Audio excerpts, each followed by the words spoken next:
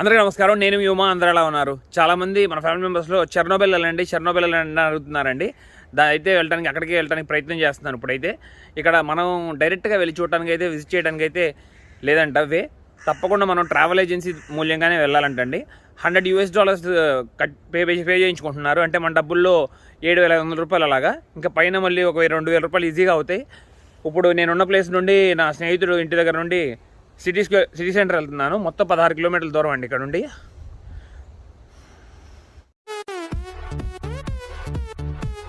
మీకు నచ్చినట్లయితే సబ్స్క్రైబ్ చేసుకోండి. పక్కనే ఉన్న బెల్ ఐకాన్ కూడా ప్రెస్ చేయండి. మీరు నన్ను నా ఇన్స్టాగ్రామ్ ఐడీలో కూడా ఫాలో అవ్వచ్చు. మీ సపోర్ట్ నాకు ఉంటుందని ఆశిస్తున్నాను. ఉమా తెలుగు ట్రావెలర్. స్పసిబా. ఇక్కడ పెద్ద ఆయన అడిగానండి రేట్లు, డీజిల్ రేట్లు, ప్రైస్, పెట్రోల్ రేట్లు ఎంత అని చెప్పి. ఎందుకంటే నాకు ఆ స్క్రీన్ మీద అర్థం కాలేదు. అదిగోండి 29 కాదు 31.99 చూస్తున్నారు కదా, అది వచ్చేమో డీజిల్ అంటండి. 33.99 గ్రీవన్ వచ్చేమో పెట్రోల్ అంటండి. డీజిల్ ఖరీదు వచ్చేమో $87 అండి. పెట్రోల్ ఖరీదు వచ్చి $92. కానీ అండి ఇంత మనకు ఎట్లా కన్వర్సేషన్ క్యాలిక్యులేషన్ చేసుకున్నా సరే ఇక్కడ డబ్బుల్లో మట్టికి చాలా చాలా చీప్. నైట్ 3 అయిందండి పడుకునే లోపు. మళ్ళీ మార్నింగ్ 5:30 కల్లా లేసాను ఈ ట్రిప్ వెళ్ళటానికి. అస్సలు రెస్టే లేదు, కళ్ళంతా మండిపోతున్నాయి. రాత్రి అంతా కూర్చున్న సిటీ టూర్ వీడియో ఎడిట్ చేశాను, ఫస్ట్ డే ఇన్ యుక్రెయిన్. మీ అందరూ కూడా నచ్చిందని ఆశిస్తున్నాను. చెర్నోబిల్ అయితే వచ్చేసామండి. మెయిన్ ఇక్కడ ఒక సెక్యూరిటీ పాయింట్ ఉంది, అట్లాగే ఒక 2 షాప్స్ కూడా ఉన్నాయి, ఇన్ఫర్మేషన్ సెంటర్ కూడా ఉంది. అక్కడ టీ షర్ట్స్ కావాలంటే, ఏమైనా సూనీర్ కావాలంటే కొనుక్కుంటున్నారు. ఇప్పుడు మనం వచ్చి చెర్నోబిల్ ప్లేస్కి 30 కిలోమీటర్ల దూరంలో ఉన్న విలేజ్కి వచ్చామండి. మొదట గైడ్ ఇచ్చిన ఇన్స్ట్రక్షన్స్ మీతో షేర్ చేసుకుంటాను. ఆ తర్వాత ప్రపంచంలోనే మొదట దారుణమైన సంఘటన చోటు చేసుకుంది ఇక్కడే యుక్రెయిన్లో చెర్నోబిల్ న్యూక్లియర్ పవర్ ప్లాంట్లో బ్లాస్ట్ గురించి తెలుసుకుందాం. ఇక్కడ గమనించండి, ఫోటోలో వచ్చి ఒక చెట్టు బొమ్మ ఉంది, అట్లాగే అప్పుడు కాలంలో స్టూడెంట్స్ ఫోటో కూడా ఉంది. ఏ వస్తువుని అసలు పట్టుకోవద్దని చెప్పారు మాకు. ముఖ్యంగా మాకు గైడ్ వచ్చి చెప్పిన విషయం ఏంటంటే అండి, ఈ ఏరియాలో ఉన్న ఫుడ్, వాటర్ కానీ, ఫుడ్ కానీ, ఫ్రూట్స్ కానీ, బెర్రీస్ కానీ, యాపిల్స్ ఏం చూసినా సరే పట్టుకోవద్దన్నారు. అసలు ట్రీస్ని, ఆ ఫ్రూట్స్ని కూడా తినొద్దని చెప్పారు. పక్కన లేక్స్ ఏమైనా వాటర్ ఉంటే అది కూడా టచ్ చేయొద్దన్నారు, తీసుకోవద్దన్నారండి. ఒకవేళ మీకు దాహం కానీ ఏదైనా తినాలనిపిస్తే వచ్చి వ్యాన్ లోపల కూర్చొని తినమని చెప్పారు. అలాగే దగ్గరలో ఒక క్యాఫ్టీరియా ఉంది, అక్కడికి వెళ్ళైనా కూర్చొని తినండి. బయట అట్మాస్ఫియర్లో అసలు ఏం తినొద్దు, తాగొద్దు అని చెప్పారండి. ఇప్పుడు మనం పిలుచుకుంటున్న the Chernobyl nuclear power plant అండి. ఒకప్పుడు అఫీషియల్గా the Vladimir Ilyich Lenin nuclear power plant అని పిలిచేవారు. ఈ ప్లాంట్ వచ్చి నార్థరన్ యుక్రెయిన్లో ఉందండి, ఒక సిటీకి దగ్గరలో, అబాండెంట్ సిటీకి. ఆ సిటీ పేరు వచ్చి ప్రిపెట్. 16 కిలోమీటర్ల దూరంలో ఉందండి. ఇప్పుడు ఇక్కడ మనం చూస్తున్న విలేజ్లో వచ్చి 3,000 పైగా జనాభా నివసించే వాళ్ళంటండి. 20 కిలోమీటర్ల దూరంలో ఉంది ఇది న్యూక్లియర్ పవర్ ప్లాంట్కి. ఈ విలేజ్ నేమ్ వచ్చి జలీసియా. 1950 నుండి నివసిస్తున్నారని చెప్తున్నారు ఈ విలేజ్లో. అట్లాగే 3 కిలోమీటర్లకి దూరంలో ఉందండి చెర్నోబిల్ టౌన్కి. ఈ విలేజ్లో వచ్చి మొత్తం 2 ప్లే గ్రౌండ్స్ ఉన్నాయండి. దాంట్లో మీకు ఒక ప్లే గ్రౌండ్ చూపిస్తున్నాను. ఇక్కడ జారుడు బండ ఉంది, గమనించవచ్చు మీరు.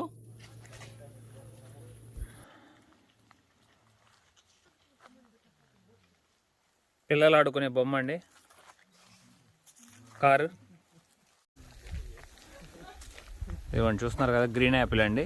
అట్లాగే ఇది కూడా ఒక ఫ్రూట్. ఈ ఫ్రూట్తో కూడా ఇక్కడ జ్యూస్ తయారు చేస్తారు. చాలా ఆరోగ్యానికి చాలా మంచిదని చెప్తారండి. అప్పుడులో పోలీస్ స్టేషన్ ఎలా ఉండేదో చూపిస్తున్నారండి. అప్పుడులో ఉపయోగించిన కారు 1986 బిఫోర్ కార్ అండి ఇది. అట్లాగే లోపలికి వెళ్ళి ఎలా ఉందో చూద్దాం. పోలీస్ స్టేషన్ లోపల చూడొచ్చండి. ఒక ఫోన్ ఉంది, ఓల్డ్ ఫోన్. అట్లాగే ఒక మిషన్ ఉంది, అక్కడ పెన్లు, పుస్తకాలు, అంతే. ఇక్కడ చెర్నోబిల్ టౌన్కి వెళ్ళే ముందండి కరెక్ట్గా ఇక్కడే యుక్రెయినియన్ లాంగ్వేజ్లో రాస్తుంది చెర్నోబిల్ అని చెప్పి. ఇక లోపలికి వెళ్ళి విజిట్ చేద్దాం. ఇక్కడ సిమెంట్తో కలిపి ఒక చూసారా అండి ప్లాట్ఫామ్ లాగా చేశారు. ఇది వచ్చి ఆ 30 మీటర్స్ రేడియస్ మ్యాప్ అంటండి. అదేమో 10 మీటర్స్ మ్యాప్ అంటండి. పైన ఒక మెట్ లాగా ఉంది చూస్తున్నారా, అది కొంచెం చాలా డేంజరస్. ఇది కొంచెం పర్లేదని అంటున్నారు. అట్లాగే ఈ చిన్న చిన్న 80 ఉన్నాయి చూసారా, అవన్నీ వచ్చి విలేజెస్ అంటండి. ఈ 30 కిలోమీటర్స్లో ఉన్న విలేజెస్ ప్లేస్ అవి. ఒక పలానా రోజు, ఇంపార్టెంట్ రోజున వచ్చి క్యాండిల్స్ వెలిగిస్తారంటండి ఆ ఫ్యామిలీస్ ఇక్కడికి వచ్చి. అట్లాగే ఆ బ్లాస్ట్ జరిగింది కదా, బ్లాస్ట్ జరిగిన ప్లేస్ నుండి మెటల్ తీసుకొచ్చి ఇక్కడ ఒక మాన్యుమెంట్ లాగా కట్టారు. చూడొచ్చు, ఒక బర్డ్ ఇది, ఇదిగోండి. ఇదిగోండి సౌండ్ కూడా వస్తుంది, అక్కడ చెక్ చేస్తున్నారు. రేడియేషన్ ఫుల్గా ఉందండి దాంట్లో. 4 weeks of normal. ఇక్కడ చూస్తున్న మాన్యుమెంట్ బ్యాక్ సైడ్ వచ్చి ఫైర్ స్టేషన్ ఉందండి. అప్పుడు న్యూక్లియర్ యాక్సిడెంట్ జరిగినప్పుడు ఫైర్ ఫైటర్సే కదా ఫస్ట్ ఫైట్ చేసేది వాటిని మంటలు ఆర్పడం కోసం. అలా ఫైట్ చేసిన వాళ్ళందరూ మరణించారండి. ఇప్పుడు ఎవ్వరూ లేరు. వాళ్ళ జ్ఞాపకార్థంగా ఇదంతా బిల్డ్ చేశారు ఇప్పుడు ఈ మాన్యుమెంట్.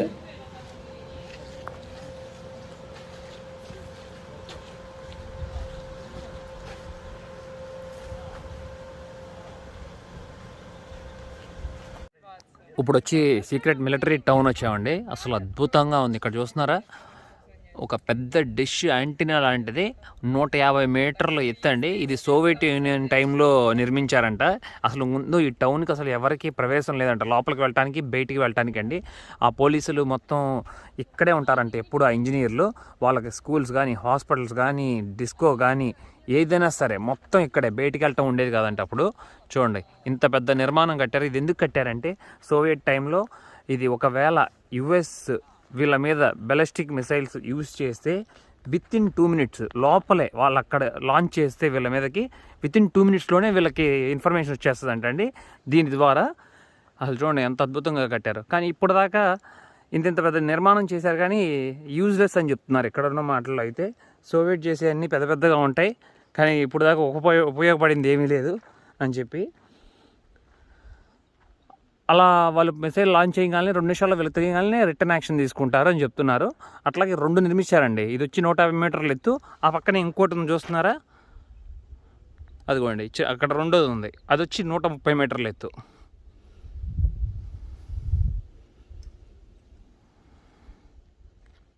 ఇది వచ్చి 1972 నుండి 1976 వరకు సమయం పట్టిందండి మొత్తం దీనికి నిర్మాణంకి. ఈ మిలిటరీ టౌన్లోకి అయితే అసలు ఎవరికి ప్రవేశం లేదంటండి. వాళ్ళ చుట్టాలు కూడా రావడానికి లేదంట అసలు ఎవరికి. కొన్ని నెలలు పడుతుందంట ఒకవేళ పర్మిషన్ తీసుకొని రావడానికి కూడా. ఇక్కడ న్యూక్లియర్ బ్లాస్ట్ జరగడం వల్ల అండి రేడియేషన్స్ ఎక్కువగా ఉంటాయంట ఈ ప్రదేశంలో, ఈ 10 కిలోమీటర్ రేడియస్లో. అందుకని రీసెంట్గానే ఏప్రిల్ 2020లో వచ్చి మొత్తం చెట్లు అయితే తగలబడిపోయినాయి అంట అండి, బుష్ ఫైర్ అయ్యి.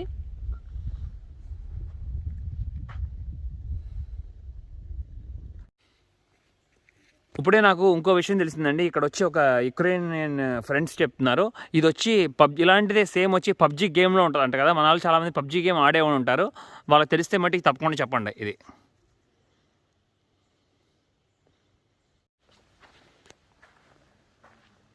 ఈ బొమ్మ అయితే చాలా బాగుంది కదండి. ఒక పక్కేమో మాస్క్ వేసుకుని ఉన్నారు, ఇంకో పక్కేమో ఫోటో తీసుకుంటున్నారు ఒక బాబు. ఇక్కడ గైడ్ వచ్చి మాకు ఎక్స్ప్లెయిన్ చేస్తున్నారండి న్యూక్లియర్ పవర్ ప్లాంట్లో ఎలా బ్లాస్ట్ జరిగిందని చెప్పి. ఇప్పుడు మీరు చూస్తున్నది వచ్చి రియాక్టర్ 4 అండి. ఆ రియాక్టర్ 4 వచ్చి ఆల్రెడీ ఒక రేకుల షెడ్ వేసారు, మొత్తం మూసేసారు చూస్తున్నారా, రేడియేషన్ బయటికి రాకుండా. అట్లాగే లోపల వచ్చి కంప్లీట్లీ కాంక్రీట్తో వచ్చి ఒక బిల్డింగ్ లాగా కట్టేశారండి దాని చుట్టూతో. స్టోరీలోకి వెళ్ళిపోదామండి. ప్రపంచంలోనే అతిపెద్ద మొదటి న్యూక్లియర్ పవర్ ప్లాంట్ పేలుడు యుక్రెయిన్ చెర్నబెల్లోనే జరిగింది. ఏప్రిల్ 26వ తారీఖు నైట్ 1:30 సమయంలో ఈ ప్రమాదం చోటు చేసుకుంది. సోవియట్ గవర్నమెంట్ వచ్చి ఒక నిర్ణయం తీసుకుందండి, ప్రకృతికి ఎలాంటి డ్యామేజ్ చేయకుండా పవర్ సప్లై జరగాలి ఉద్దేశంతో ఈ న్యూక్లియర్ పవర్ ప్లాంట్ని నిర్మించారు, నిర్ణయం తీసుకున్నారు. 1954లో ఈ పవర్ ప్లాంట్ వర్క్ స్టార్ట్ చేశారు. 1982లో చివరికి 18,000 మెగావాట్లు పవర్ సప్లై కూడా రెడీ అయిందండి. అలాగే 1985 కల్లా యుక్రెయిన్కి కావాల్సిన మొత్తం ఎలక్ట్రిసిటీలో 14% పవర్ ఈ ప్లాంట్ నుండే సప్లై అయ్యేది. చెర్నబెల్ న్యూక్లియర్ పవర్ ప్లాంట్ అంతవరకు సక్సెస్ అయింది. ఆ టైంలోనే సోవియట్ యూనియన్ ఒక నిర్ణయం తీసుకున్నారు, న్యూక్లియర్ ప్లాంట్ని ఇంకా డెవలప్ చేయాలి అని నిర్ణయించుకుంది. అందుకు యుక్రెయిన్లో ఉన్న చెర్నబెల్ న్యూక్లియర్ పవర్ ప్లాంట్ని సెలెక్ట్ చేసింది. 1977లో ఫస్ట్ రియాక్టర్ని, రెండవది 1978లో, మూడవది 1981లో, 1983లో 4వ రియాక్టర్ నిర్మించారండి. మొత్తం ఈ 4 రియాక్టర్ల నుండి పవర్ సప్లై ఇచ్చేవాళ్ళు, రిలీజ్ చేసేవారు. ఇంకా 5-6 రియాక్టర్లను కూడా నిర్మించారు. వాటి పిక్చర్స్ కూడా మీకు స్క్రీన్ మీద ఇస్తాను.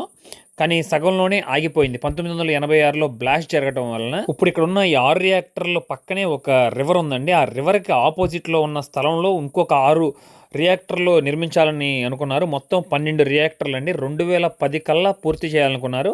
కానీ 1986లో జరిగిన సంఘటన వల్ల 5-6 కట్టడాలు మొత్తం ఆగిపోయినాయి. అదిగోండి ఇప్పుడు మీరు చూస్తున్న వీడియో అదేనండి, అది 5వది. అప్పట్లో ఆ చెడు సంఘటన జరగకపోతే అండి ఇప్పుడు మొత్తం 12 రియాక్టర్లు ఉండేవి. వాటి నుండే సప్లై అందించేవాళ్ళు మొత్తం టోటల్ యుక్రెయిన్కి. సిటీలోకి ఎంటర్ అవుతున్నామండి. 1970లో నిర్మించారు. మొత్తం 50,000 జనాభా ఉంటారండి ఇక్కడ వచ్చి ఈ సిటీలో. అబాండెన్ సిటీ. లోపలికి వెళ్ళి విజిట్ చేద్దాం. ఇప్పుడు ఇక్కడ మనం చూస్తున్నది వచ్చి అమ్యూజ్మెంట్ పార్క్ అండి. ఇది వచ్చి 1986లో నిర్మించారు. ఇది ఓపెన్ కూడా చేయలేదండి. కరెక్ట్గా ఓపెన్ చేసే సమయానికి ఆ బ్లాస్ట్ జరగడం వల్ల మొత్తం ఇక్కడ ఎవాక్యువేట్ చేసి వెళ్ళిపోవాల్సి వచ్చింది ఈ సిటీ నుండి. మొత్తం 50,000 మందిని 2 గంటల 40 నిమిషాల వ్యవధిలో మొత్తం ఖాళీ చేయాలని చెప్పారు ఇమీడియట్గా. ఎందుకంటే లేకపోతే ఆ రేడియేషన్ వల్ల ఎఫెక్ట్ అవుతారు, చనిపోతారని చెప్పి. ఆ జరిగిన బ్లాస్ట్ కండి రేడియేషన్కి స్పాట్లోనే 31 మంది చనిపోయారు. అలాగే పూర్తిగా అయితే అఫీషియల్గా అయితే 134 మంది చనిపోయారని చెప్తున్నారు. అన్అఫీషియల్గా అయితే 5,000 మందికి క్యాన్సర్ వచ్చిందండి. అలాగే 10,000 మందికి పైగా చనిపోయారని కూడా చెప్తున్నారు అన్అఫీషియల్గా. ఇంకా ఎంతమంది చనిపోయారో అసలు నిజమైతే ఎవరికీ తెలియదండి. ఆ రేడియేషన్ వలన అంగవైకల్యంగా జన్మించారండి పిల్లలు. అలాగే వచ్చి ఈ ఫారెస్ట్లో ఉన్న పక్కన ఫారెస్ట్లో ఉన్న యానిమల్స్ కూడా అన్ని 5 కాళ్ళు 6 కాళ్ళు అట్లాగే మ్యూటేషన్స్ ఎక్కువైపోయి రకరకాలుగా జన్మించాయి జంతువులు కూడా. వాటికి సంబంధించిన పిక్చర్స్ కూడా ఉంటే నేను మీకు షేర్ చేసుకుంటాను. ఇప్పుడు వచ్చి మనం సిటీలో ఉన్నామండి. ఇది న్యూక్లియర్ పవర్ ప్లాంట్ దగ్గరలో 16 కిలోమీటర్ల దూరంలో వచ్చి ప్రిపెట్ సిటీ ఉంటుంది అనుకున్నాం కదా, 50,000 మంది నివసించేవాళ్ళని చెప్పి. అక్కడే ఉన్నాం ఇప్పుడు. మొత్తం 120,000 మందిని అండి ఎవాక్యువేట్ చేశారు. ఆ రేడియేషన్ మొత్తం 30 కిలోమీటర్ల వరకు స్ప్రెడ్ అయింది ఇప్పుడు చెర్నోబిల్ నుండి. రేడియేషన్ చూసారా ఎంత సౌండ్ వస్తుందో బాగా. 3.12 ఉందంటండి ఇప్పుడు. నార్మల్ అయితే 0.4 అంటండి. అందుకనే తలనొప్పిగా ఉండటం ఇప్పుడు మాకు ఇక్కడ. ఇప్పటికి సంఘటన జరిగి 35 సంవత్సరాలు పూర్తి చేసుకుందండి. ఇప్పటికి కూడా స్టిల్ రేడియేషన్ అలాగే ఉందండి. ప్రపంచంలోనే అత్యంత బాధాకరమైన సంఘటనగా చెర్నోబిల్ న్యూక్లియర్ డిజాస్టర్గా మిగిలిపోయింది. రెండవది వచ్చేమో జపాన్లో జరిగిందండి 2011లో. అది కూడా సునామీ అలాగే భూకంపం రావటం వలన జరిగింది అక్కడ బ్లాస్ట్ ఏమో జపాన్లో.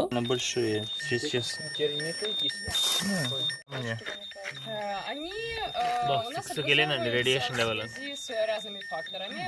Конкретно это, скорее всего, образовалось коронно.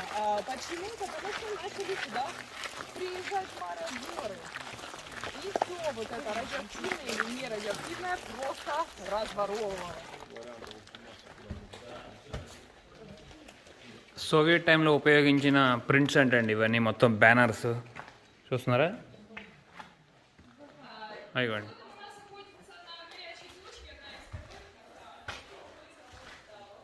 న్యూస్ పేపర్ చూడండి.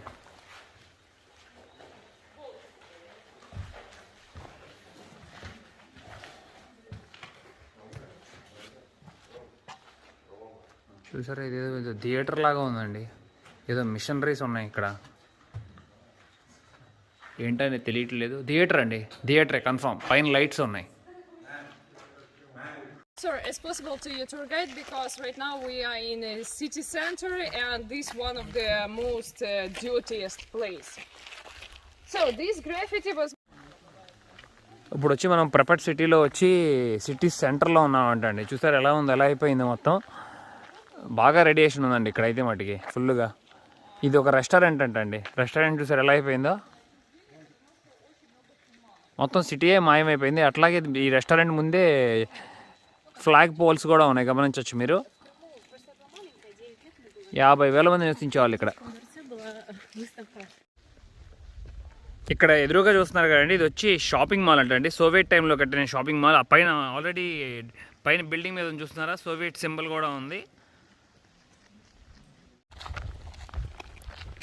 అట్లాగే ఇక్కడ న్యూక్లియర్ ప్లాంట్లో పనిచేసే వాళ్ళకనండి చాలా శాలరీస్ అయితే హైలో ఉండేయంట, నార్మల్ వాళ్ళకన్నా సరే ఎక్కువగా.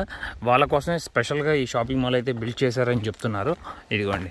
అట్లాగే బెలరస్, రష్యా నుండి కూడా వచ్చేవాళ్ళంటే ఇక్కడ కొనుక్కోవడానికి. ఆ సమయంలో డబ్బులున్నా సరే చాలా వస్తువులు కొనుక్కోలేని పరిస్థితి అంటండి యుఎస్ఎస్ఆర్ టైంలో.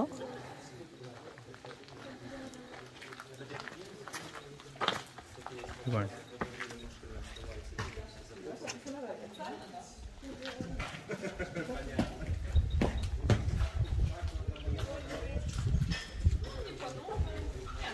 But this photo was made right after they finished the building of this same building. As you can see, there is no any sign yet, but still there is a poster with Soviet propaganda. ఇక్కడ చూస్తున్నారు కదండి, పెద్ద hall అండి. ఇది ఒక theatre. దీని లోపల swimming pool ఉందంట, జిమ్స్ ఉన్నాయంట. ఇప్పుడు 1986 బిఫోర్. దాని రియల్ పిక్చర్ ఎలా ఉందో కూడా మనం చూసాం కదా, ఇప్పుడు ఇలా తయారైంది. ఇది మొత్తం వచ్చి సిటీ సెంటర్ అండి. ఇదిగోండి, మొత్తం కార్ పార్కింగ్ ఏరియా లాగా ఉంది. ఈ ఆపోజిట్లో కూడా ఇంకో బిల్డింగ్ ఉంది, దాని గురించి కూడా ఏంటనేది తెలుసుకుందాం. అక్కడ చూస్తే అపార్ట్మెంట్స్ కూడా ఉన్నాయి. Exactly to this place, the governmental commission come and live during the work in this same place with the head of academician Legasov, who were in the head of all the liquidation processes that were held here. పైన terrace ఉంది చూస్తున్నారు కదండి, ఆ టెర్రస్లో వచ్చి మంచి costly cafe కట్టాలనుకున్నారంటండి. Evening టైంలో వచ్చి spend చేయడానికి బాగుంటుందని చెప్పి, కానీ అది అవ్వలేదు. And all the main decisions were made exactly in this place. Even the decision about the evacuation. It was renamed Intercomplex, and they put the sign of radiation much later, because even after the explosion we had really a lot of people who work here and live. Of course, they were the governmental commission and the liquidators. That is why a lot of buildings were used even after the explosion. From this same side you can see the rooftop that started crewing several months ago, like 2 months ago. As you can see, as I told you, all the buildings here, they're quite in a poor condition, and a lot of them, they started to collapse. Выглядело раньше.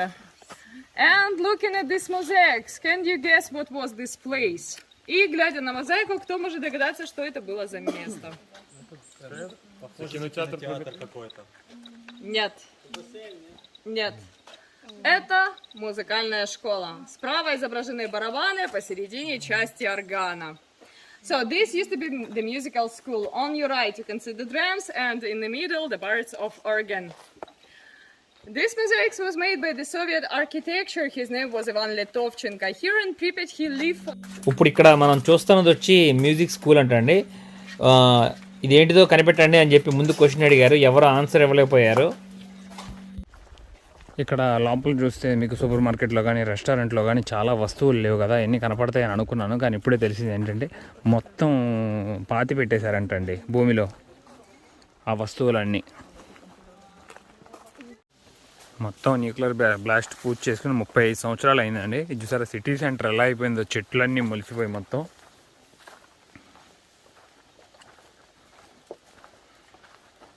This is the same street, and this building is right over here. We are standing right over here where this man is standing. And behind me, there was another side of the road. And in front, it used to be the river port. Итак, друзья, вот как раньше выглядело это место.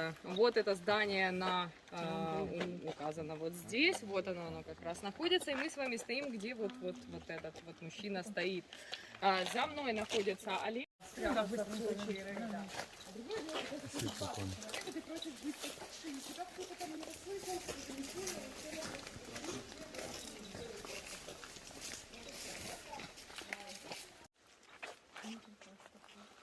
Итак, друзья, мы с вами находимся возле школы номер 1. По названию понятно, что это одна из первых школ, которая была построена. И она была не единственной, здесь было 5 школ, но она была построена первой. И первой она и начала разрушаться. Обваливалась она уже 2. ఇప్పుడు మీరు చూస్తున్నది వచ్చి school అండి. ప్రపట్లోనే first time కట్టింది స్కూలేనంట, అందుకని ఇది తొందరగా కూలిపోతుంది.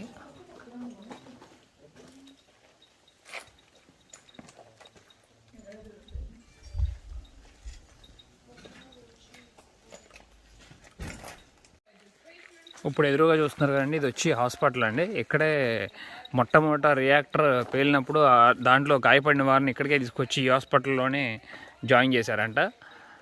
అట్లాగే ఫైర్ ఫైటర్స్ కూడా కొంతమంది గాయపడిన వాళ్ళలో.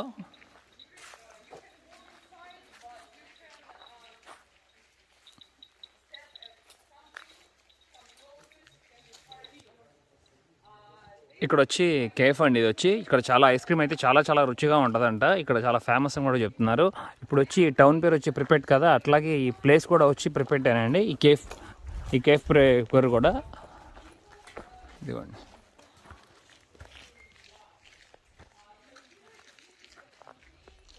అప్పట్లో ఉపయోగించిన మిషనరీస్ అండి. Итак, друзья, కూల్ డ్రింక్ బీర్ వచ్చేస్తాయి కదా. вниз. Вы идете с нами? Окей.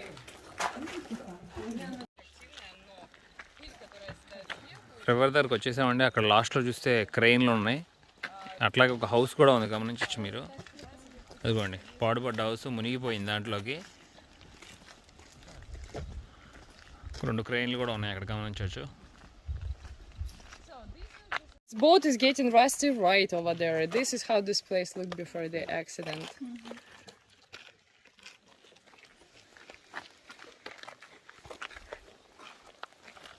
ఇప్పుడు దాకా కేఫ్ చూసుకున్నాం, అలాగే వచ్చి అది ఒక హౌస్ అనుకున్నాం కదండి. అది ఒక బోట్ అంటండి. అదిగోండి, అదొక బోట్, అది సింక్ అయిపోతుంది. So everything here was made specially for the people. Здесь все делалось специально. So this picture was made from this same site. This is how the square looked before the accident. So as you can see, not a single tree.